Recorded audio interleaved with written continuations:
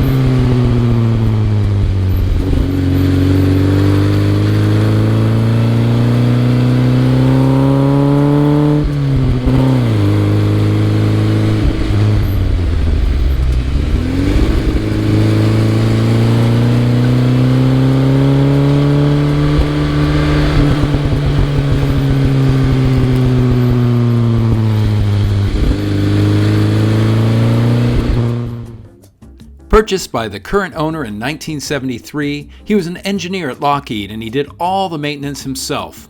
After daily driving for many years, he stored the car in his garage for decades. In 2015, he began a no-expense spared restoration with noted Bay Area Alfa specialist Tom Sahinas. Over $72,000 was invested in the refurbishment, and literally every part was restored, down to the original California black plates. Finished in its original color of pine green and gorgeous tobacco interior, restored by the top firm of Sigco Upholstery, this car finished third at the Hillsborough concours against much more expensive machinery. 100% restored, this color, a Stepnose, what more could you want? This car is now live on Bring a Trailer. You can find out more information at GenauAutoWerks.com. Thank you.